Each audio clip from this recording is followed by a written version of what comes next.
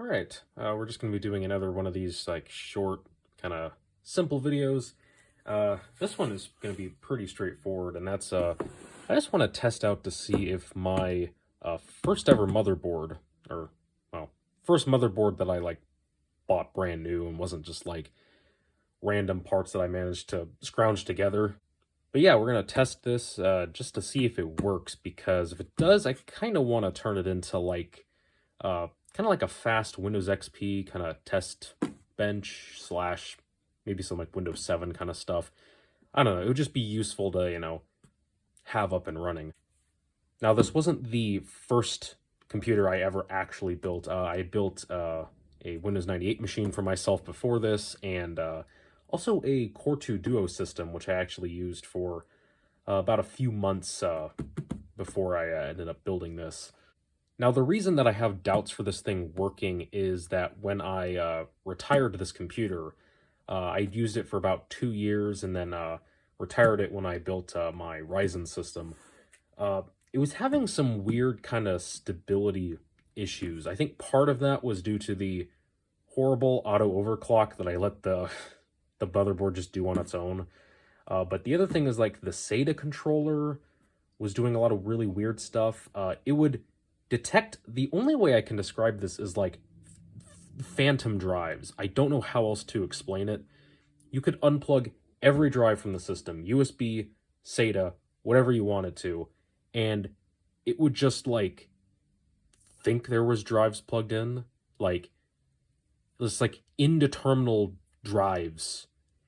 At one point it detected there was 40 of them.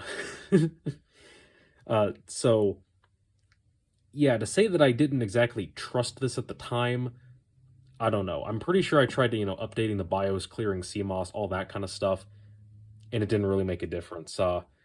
But hopefully that stuff just, magically fixed itself, or I can find a way to fix it now, because it would be really nice to, get this up and running. So this was an MSI 970 gaming. So this was AMD's 970 chipset for socket AM3 Plus. So good old AMD FX. Yeah, so this was the mid-range chipset. 990 FX was like the big top tier one. You can kind of think of this as like a B450, but for like 2012 or whatever. Yeah, so not really too interested in all the features of this board. Just want to open it up, get into it here. One thing I will give MSI is that, especially back in the day, they went very, they paid a lot of attention to the presentation. Now, this is one thing I have to mention. They included an SLI cable. This motherboard, as far as I know, I can't close the box. As far as I know, does not support SLI at all officially. Maybe there's some weird, like, unofficial support for it. It supports Crossfire. Like, so why didn't they give me a Crossfire bridge? This is an SLI bridge. A Crossfire bridge is it's wider than this. Yeah, I don't know. I've just always found that really weird. Anyways, we don't care too much about all the extra goodies and whatnot. We're just here for the main event, which so I got the IO shield. This still a nicer IO shield than either of my modern Asus Prime boards, but that makes sense. They were Prime boards. They weren't supposed to be fancy. Yeah, so this should be pretty much left exactly how it was. I don't think I've turned this on a single time since I've retired that system. Probably about 3 years ago. I think I moved away from this in like 2019. But yeah, there's the board. You can't really see it all because of the lighting. Looking at it, this was a pretty nice, looking motherboard for how much it was. I think it had been price reduced quite a bit by the time I bought it in 2017. Yes, I bought a brand new FX system in 2017. You don't need to tell me how stupid I was. One thing that I don't think affects the functionality at all, but it was a thing that happened to me like probably a few months after I started using this. You see this weird like discoloration here? Yeah. So after a couple months of usage, I'm guessing whatever, like, thermal pad or something must have just been like, just bad quality or something. I don't know. But, like, it started, like letting out this oil, like, it just kind of like a greasy oil, and it just, like, very slowly started to do this down here. It doesn't seem to be conductive at all, or at least I hope not. Maybe that's why it didn't work right. But yeah, this isn't exclusive to just my board. I have a friend who also has this board. Same thing happened to him. So, MSI. I have very mixed feelings on MSI. And there she is, the FX8320. I have fond memories of this system. I like to meme on FX just as much as the next guy, but for a budget system, Bulldozer really wasn't actually, that bad. I am, I have a little bit of a soft spot for it. The RAM that's in here is just, yes, I ran single channel memory in it. Don't ask me why I was dumb like that, but it is what it is. It's just an 8 gig stick of 1600 megahertz Crucial Ballistic Sport DDR3. So, yeah. Okay, so I'm just going to be using one of these graphite thermal pads, and it just fell out of the bag. This is a little bit too small for the CPU, so it won't be the best for, long-term testing, but, it's good enough just to boot it up for a little while. And then, just for the fun of it, because I don't really use this thing that often, and I'll probably actually, if this thing ends up working fine, I'll start using this more. This is a 120 mil, really thick AIO. This thing is pretty old, but, like, check out how thick that is. That's like a good 1.5 inches thick. This is a monster radiator, and with 2 fans on it, I think this thing can actually keep an FX probably pretty cool, and even give us some overclocking headroom. And I got this AMD bracket for it, so we're just going to be throwing this on there real quick to test it. Well, that was a nightmare. Can't say I want to do that again anytime soon. I'm just going to use this MSI GT610 just because seems a little appropriate, and it was also like on the table next to me. I'm going to be plugging my wireless mouse dongle into one of the optimized USB ports. It's supposed to be like less latency for USB or whatever for your mouse and keyboard because gamer. Alright, well, this is sort of the moment of truth. Very easy to get this all set up. Only took me about 5 minutes.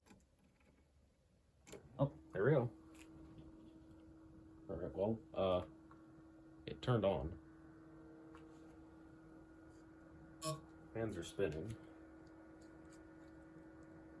Oh, well, the monitor turned on, so that's quite the good sign. I forget what the key combinations for this are. Oh. EFI boot. Okay. I don't know. Oh, there we go. Jeez. Not long enough. A 28C, that's pretty good, actually. I was expecting it to be a little higher. Oh, oh, it still has the terrible auto OC. Ooh, turn that off. Oh, I don't want that on. But, boot. Let's see. What is it detecting? No, okay. I forget where, hardware monitor. This is, nope. Yeah, I forget where it was in here. Board Explorer? No.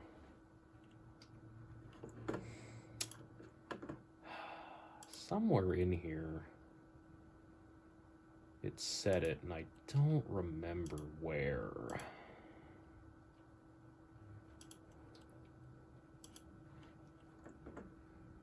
Well, I mean, it's not saying there's anything on the SATA ports, so that's got to be good. It still has the correct date and time. Or, well, the time's like 2 hours fast, but other than that, it's not too bad. Okay, seriously, where did it say the drives were? Because I vividly remember seeing like 40 drives that just did not exist anywhere in the system. And I don't remember what page it was on. Did I really have XMP off? Was I that dumb? I hope I wasn't.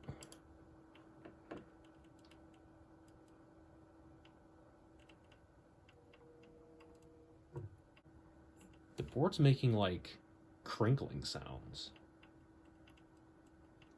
I think it's the pump. All right, well, I'm going to exit just to see.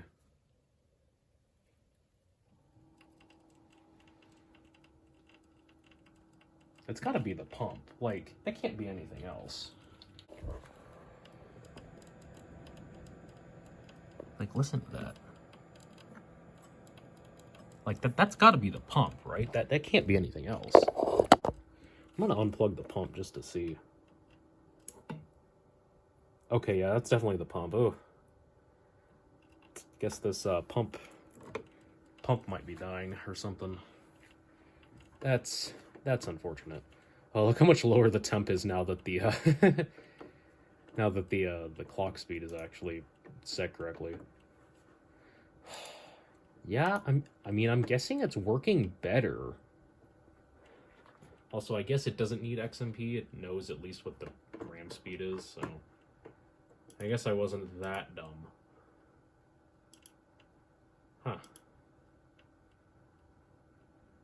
But yeah, I pretty vividly remember there being like just tons of weird stuff going on in this BIOS, but it seems to be okay.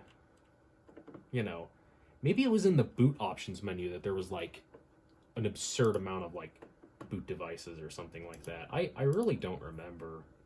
All right, well, I know this was kind of a really simple, crude video. Hopefully I can cut it down to be something, you know, actually reasonable. And aside from the weird pump noises, which are pretty concerning, they've quieted down, though. I don't know, maybe it was air bubbles or something? I don't know. But yeah, it actually seems to be working okay, so I think with, you know, obviously some better RAM, might have to get a different CPU cooler out. But yeah, I think this thing is ready to rock again. I think I'm going to have a lot of fun getting this all set back up. You know, I'll probably put it in my, like, the original case I had this all in, so that'll be fun. So, look forward to that at some point. Who knows when you'll actually see this thing again, but yeah, it'll just be fun to mess around with, and thanks for listening to me ramble, and hope you found it at least a little bit interesting. I almost wanted the drives to show up, just to prove that I wasn't crazy.